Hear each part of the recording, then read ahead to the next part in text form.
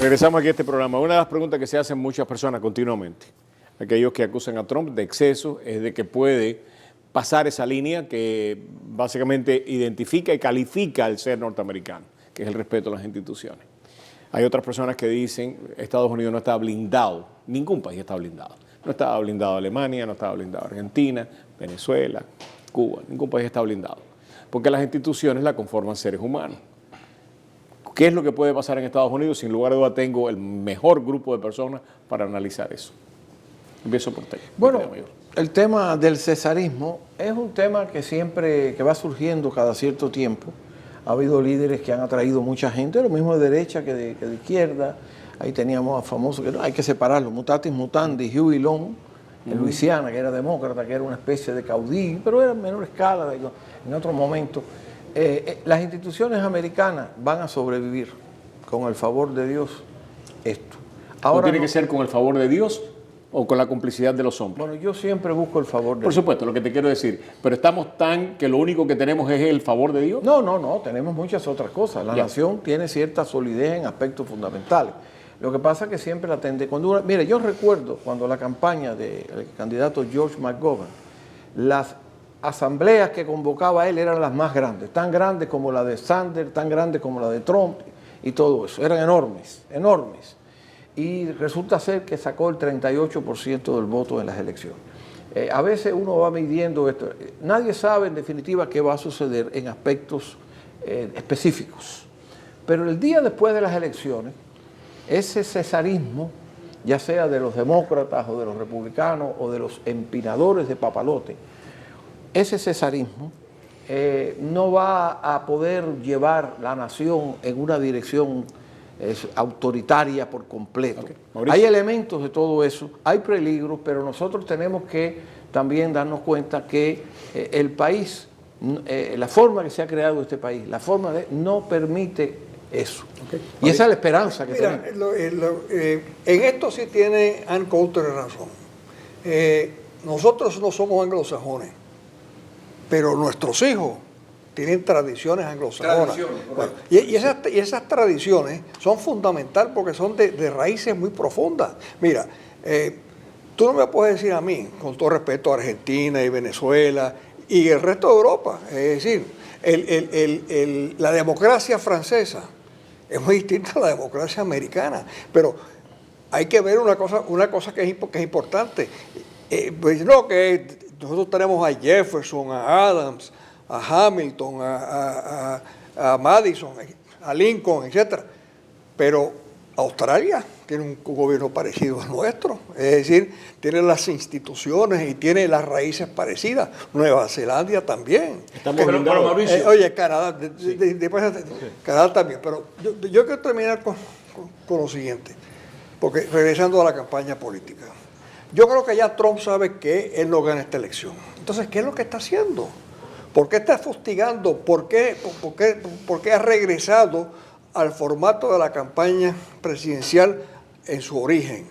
Porque él está buscando que esos 24 millones de hombres, en su mayoría fundamentalistas cristianos, blancos, que no tienen educación universitaria, vayan a votar.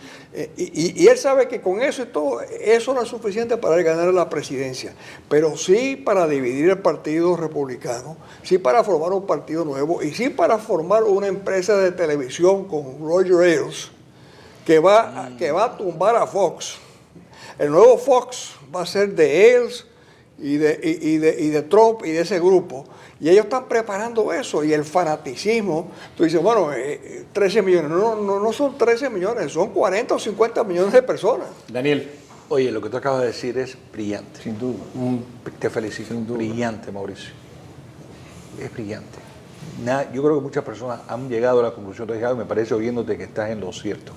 Pero la pregunta que tú haces, y voy a hablarte lo de Ann Coulter, el cesarismo. El cesarismo no es posible aquí, como decía Tony, porque en la separación de Estados, los fundadores de la nación, Jefferson y Madison, fueron muy sabios en cómo construir este país y no prevenir que una institución se apodere del poder. Pero el peligro con Trump es dos cosas. Es un hombre que ha dicho, si yo mato a alguien, ¿cómo es que dijo? En Fifth Avenue. En la Quinta Avenida. A nadie le importa. los ratings, ¿no? Suben. En otras palabras, él sabe que de cierta manera esa posicionada oposición, si gana, que estoy de acuerdo contigo, espero que no gane, que él es intocable. Segundo, ha dicho también de que él va a usar, dijo, felicito a Obama, que usa las órdenes ejecutivas, yo las voy a usar para los fines que yo quiero usarlas. Tercero, si tú añades un Congreso en republicano, un Senado republicano y una Corte Suprema que él pueda nombrar, porque esta elección es de la Corte Suprema. Entonces, ¿qué pasa? Va a tener la gente de su lado y la personalidad de él es tan como se dice, abrumadora, que él cree que es capaz de intimidar a estas instituciones. Tú lo dijiste al principio, el blueprint, el template, ¿cómo se dice en español? El blueprint. El blueprint, sí. El blueprint que él está usando es el mismo que usó, que usaron todos los caudillos, pero Hitler en particular en Mein Kampf, él sabía que él podía intimidar a aquellas personas que creían que podían controlarlo a él.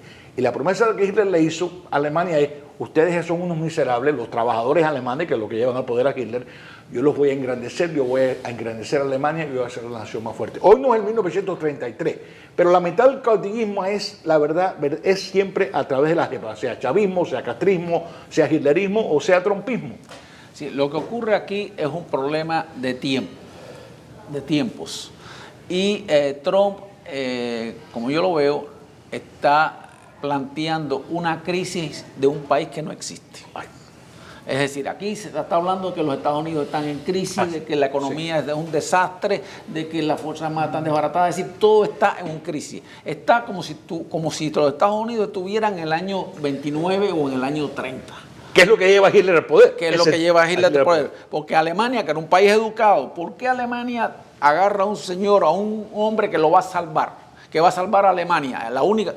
¿Por qué? Porque Alemania estaba en el suelo, Alemania estaba en el fondo del pozo. Lo mismo pasó con Italia. Y es decir, aquí no hay una crisis económica y social. Aquí hay desajustes estructurales, que eso todo el mundo lo conoce. Yo los mencionaba, el problema de la globalización, el impacto de la globalización en ciertos sectores y en ciertos estados del país también. ¿Estamos blindados? Pero yo creo que sí, yo creo que no hay. Él ha tratado por todos los medios, a través de él es un gran comunicador social, eso es indiscutible, porque eso es lo único que él sabe hacer bien, no hacer negocio, porque los negocios no le han ido muy bien, pero él ha podido comunicar y crear a un grupo de gente que estaban receptivos a ese tipo de mensajes, y ha creado esta cosa. Y desgraciadamente el Partido Republicano lo transformaron completamente antes de Trump en un recipiente vacío. No es un partido que tiene una solidez, no tiene un control interno, no tiene una dirigencia sólida, sino es un esqueleto, y sobre ahí se montó él y creó su cosa. Es decir, ¿Es un Frankenstein entonces? ¿Es un Frankenstein? No, pero el problema es que ha sabido manejar la realidad operativa de cómo funciona un partido político. Si los partidos políticos tienen que tener una base sólida, un programa político, unas ideas, unos fundamentos. Y tienes que tener sus Goebbels. Exactamente. Ministro de Propaganda, Sean Hannity, Rush Limbaugh, Lara Ingraham. Por favor, esa es la gente de tiempo. Voy a pasar al doctor. Muchos programas se hablan y oigo la pregunta y se analiza, bueno, Trump nos puede llevar a una guerra. Entonces todo el mundo dice, o la mayoría dice, no, porque aquí hay 3 poderes, aquí él no puede traspasar esos poderes, pero eso es según, en condiciones normales no, pero en una situación de peligro, de un ataque terrorista, y vamos atrás, ¿qué pasó con la guerra de Irak? Si no hay un 9/11, no hay una guerra de Irak.